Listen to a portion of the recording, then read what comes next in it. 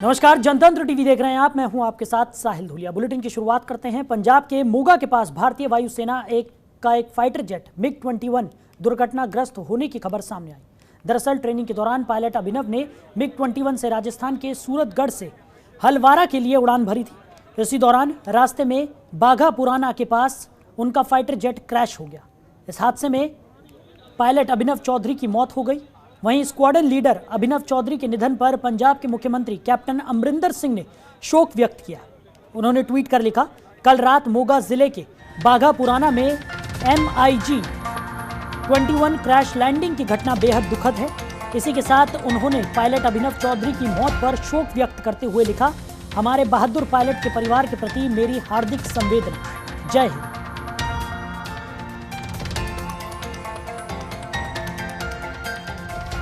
तो हरियाणा के मुख्यमंत्री मनोहर लाल खट्टर ने कोरोना स्थिति पर प्रशासनिक सचिवों और सभी जिला उपायुक्तों के साथ समीक्षा बैठक की। बैठक में BPL परिवारों के कोरोना मरीजों के उपचार का सारा खर्च प्रदेश सरकार की तरफ से उठाए जाने का निर्णय लिया गया है। ये लाभ आयुष्मान भारत योजना में शामिल न होने वाले BPL परिवारों को मिलेगा। पहले ऐसे BPL मरीजों को 35,000 तक की वित्तीय सहायता देने की घोषणा की गई थी। बैठक में मुख्यमंत्री ने ब्लैक फंगस बीमारी के उपचार के लिए हर मेडिकल कॉलेज में कम से कम 20 बेड रिजर्व रखे जाने के निर्देश दिए। गांव में डोर टू डोर दौरा करने वाली टीमों में शामिल सदस्यों की प्राथमिकता से वैक्सीनेशन करने के निर्देश दिए गए। मुख्यमंत्री ने सभी जिला उपायुक्तों को कोविड-19 के बाद होने वाली समस्याओं के समाधान के लिए विशेष क्लिनिक बनाने के निर्देश दिए। बैठक में बताया गया कि अब तक लगभग 10,000 ऑक्सीजन सिलेंडर होम आइसोलेशन मरीजों के घर पहुंचाए गए हैं और मल्टी डिसिप्लिनरी टीमों ने 4,097 गांवों का दौरा किया और 47.5 लाख से ज्यादा लोगों के स्वास्थ्य की जांच हुई। तो बैठक में बताया गया कि अब तक हरियाणा में 51 लाख से ज्यादा कोविड-19 के टीके लगाए गए हैं। मुख्यमंत्री ने बैठक में निर्देश देते हुए कहा, निजी अस्पतालों की तरफ से बनाए जा रहे मरीजों के बिलों पर निगरानी रखी जाए। आमजन को किसी प्रकार की दिक्कत नहीं होनी चाहिए। उन्होंने कहा कि सभी जरूरतमंदों को सरकार की घोषणा के अनुरूप सभी जिलों में 5 किलो प्रति व्यक्ति राशन देना सुनिश्चित किया जाए।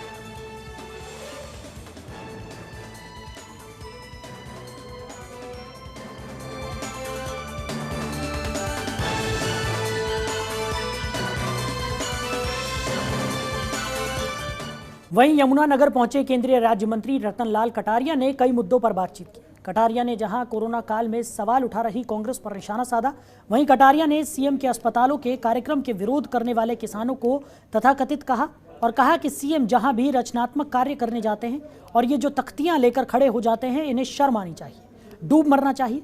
वहीं उन्होंने गंगा और नदियों में शवों को गिराने के मामले को लेकर कहा कि हमने सभी राज्य सरकारों को एडवाइजरी जारी की है। साथ ही ऐसा कर रहे लोगों को कहा कि वो अगर किसी कारणवश किसी साधन की कमी के चलते ऐसा करते हैं तो वो न करें। राज्य सरकारें और केंद्र सरकार उनकी रस्म क्रिया करवाने में सक्षम है। में सब बह रहे हैं, मानता हूं, बह रहे हैं। मेरे महकमे से भी उसका संबंध है। मैंने अपने सेक्रेटरी लेवल की मीटिंग बुलाकर सारी चीज़ों की समीक्षा की और शुरू में जो हमारे पास रिपोर्ट आई कि रात के 12 बजे और 2 बजे के बीच में बलिया के पास एक पुल है, उस पुल से लाशें यमुना में डाली जा रही हैं, जो कि हमारा नमामि गंगे का एक्ट है, उसकी धाराओं के बिल्कुल खिलाफ है और इस प्रकार का कृत्य दंडनीय अपराध है। हमने सभी राज्य सरकारों को एडवाइजरी जारी की है और साथ में यह भी कहा है कि कोई अपने प्रियजन का लकड़ी की कमी के कारण, अन्य साधनों के कारण संस्कार नहीं कर सकता, तो हमारे डिपार्टमेंट पे और राज्य सरकार पे पर्याप्त मात्रा में पैसे हैं। हम वो सारी रस्म क्रियाएं अपने डिपार्टमेंट के साधनों से करने में सक्षम है। मैं तो ये कहूंगा कि ये किसान के रूप में बहरूपी है। इनका असली किसानों से कोई लेना देना नहीं है। असली किसान तो बेचारा अपनी खेती बाड़ी में व्यस्त है और एमएसपी पर अपनी फसलें दे रहा है। और पंजाब का किसान भी डायरेक्ट बेनिफिट स्कीम्स डीबीटी से इतना खुश हुआ है कि सीधा उसकी जेब में गए पैसे। वहीं हरियाणा की मनोहर सरकार ने सोशल मीडिया पर निगरानी और बढ़ा दी है। कोरोना महामारी को लेकर कोई भी भ्रामक खबरें ना फैले, इसके लिए मुख्यमंत्री के अतिरिक्त प्रधान सचिव अमित अग्रवाल ने एक बार फिर सभी जिलों के सूचना अधिकारियों को निर्देश दिए हैं और साथ ही जागरूकता अभियान में तेजी लाने को कहा है। देखिए रिपोर्ट।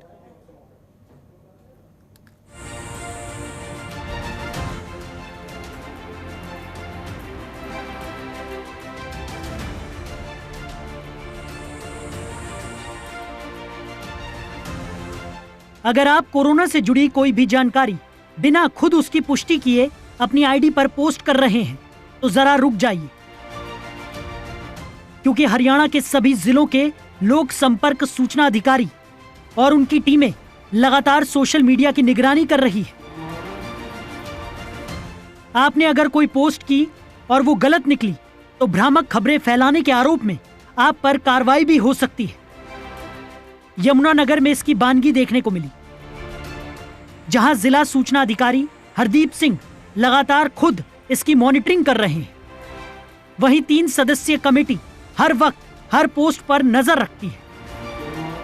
उन्होंने बताया कि मुख्यमंत्री के अतिरिक्त प्रधान सचिव एवं सूचना निदेशक अमित अग्रवाल के निर्देश अनुसार निरंतर ये कार्य कोरोना काल में किया जा रहा है और शायद यही वजह है कि अभी तक भ्रामक खबरों से जुड़ा एक भी मामला सामने नहीं आया। यहाँ पर फेक न्यूज के बारे में हम सोशल मीडिया, ट्विटर, इंस्टाग्राम और व्हाट्सएप ग्रुप पे हम लगातार नजर रखते हैं। जब कोई भी फेक न्यूज आती है हम उसको तुरंत उसको क्रॉस करने के लिए हम असली न्यूज जो फैक्ट्स एंड फिगर्स हैं उसको हम डालते हैं अपने सभी ग्रुपों में, सभी पूरी जानकारी देकर, ताकि और उस जो फेक न्यूज है उसके ऊपर लिख देते हैं कि ये फाल्स न्यूज है। लोगों को समय समय पर कंटिन्यू हम बताते हैं, हर समय हम तैयार रहते हैं ताकि लोगों में इस महामारी के टाइम पे कोई पैनिक ना फैले, ताकि उनके पास में आम जनता के पास सही न्यूज जाए और सही उनको पता लगे अभी फैक्ट्स और फिगर्स क्या है। जिला प्रशासन द्वारा जारी निर्देश, सरकार की हिदायतें हम कंटिन्यू व्हाट्सएप ग्रुप पर, सोशल मीडिया के सभी चैनल्स पर हम प्ले करते हैं। वहीं दिल्ली से सटे हरियाणा के कुंडली बॉर्डर पर ज्यादा सख्ती है, क्योंकि एक तो कोरोना और ऊपर से बॉर्डर पर चल रहा किसानों का धरना यहाँ के अधिकारियों को ज्यादा सतर्क रखता है। सोशल मीडिया के सभी प्लेटफॉर्म समेत वेब चैनलों पर भी पूरी तरह से नजर रखी जा रही है। आधारहीन समाचार या शरारत के तौर पर कुछ ऐसे समाचार प्रकाशित और प्रसारित कर देते हैं जिनकी वजह से जनता में गलत संदेश जाता है। पिछले दिनों मुख्यमंत्री के अतिरिक्त प्रधान सचिव और सूचना जनसंपर्क और भाषा विभाग के माननीय महानिदेशक श्री अमित कुमार अग्रवाल जी ने पूरे स्टेट के लिए निर्देश जारी किए थे कि इस तरह के समाचार पत्रों पर विशेष नज़र रखी जाए और कहीं अगर ऐसा कोई भ्रामक समाचार मिलता है तो उसका तुरंत खंडन किया जाए और नियमानुसार कार्रवाई की जाए। जहाँ तक यमुनानगर का मामला है, हमने यहाँ पर कार्यालय में 3 लोगों की एक टीम गठित की है जो लगातार ऐसे समाचार पत्रों पर नज़र रख रही है और सोशल मीडिया पर भी निरंतर नज़र रखते हैं। जहाँ कहीं भी कोई ऐसा मामला पाया जाएगा तो उसके विरुद्ध नियमानुसार कार्रवाई की जाएगी। बता दें कि बीते रोज विभाग के महानिदेशक अमित अग्रवाल ने पूरे प्रदेश के जिला अधिकारियों के साथ बैठक में साफ तौर पर निर्देश दिए थे कि कोरोना से जुड़ी न सिर्फ भ्रामक खबरें बल्कि नीम हकीम वाली भ्रामक जानकारियों को भी फैलने से रोका जाए और जागरूकता अभियान में सभी अधिकारी तेजी लाएं। यमुनानगर से डीडी शारदा, सोनीपत से महेश राजपूत के साथ चंडीगढ़ से ब्यूरो रिपोर्ट। वहीं यमुनानगर पहुंचे सांसद नायब सैनी ने संत निरंकारी सत्संग भवन में बनाए गए ऑक्सीजन युक्त बेड की शुरुआत की। यहां 40 बेड की व्यवस्था की गई है। इस मौके पर सांसद नायब सैनी ने कहा कि पिछले अगर बात की जाए तो विपक्ष की तरफ से कोरोना वैक्सीन को लेकर भ्रमित प्रचार किया गया, जो कि दुर्भाग्यपूर्ण है। उन्होंने कहा कि कांग्रेस के बड़े लीडर बोलते थे कि ये वैक्सीन बीजेपी की वैक्सीन है। वहीं राहुल गांधी पर हमला बोलते हुए सांसद ने कहा कि राहुल गांधी के पास कोई मुद्दा नहीं है, झूठ बोलने में उन्होंने मास्टरी की हुई है। वहीं सांसद ने इस दौरान कहा कि कोरोना के दौरान 8 महीने तक देश के 80 करोड़ परिवारों को राशन दिया गया था। अब अगले 2 महीने तक ये देश के 80 करोड़ परिवारों को फिर से दिया जा रहा है, जिस पर 26,000 करोड़ की राशि खर्च होगी। वहीं उन्होंने कहा कि जो निजी अस्पताल और एम्बुलेंस चालक ज़्यादा राशि ले रहे हैं, उनके खिलाफ सख्त कार्रवाई की जाएगी।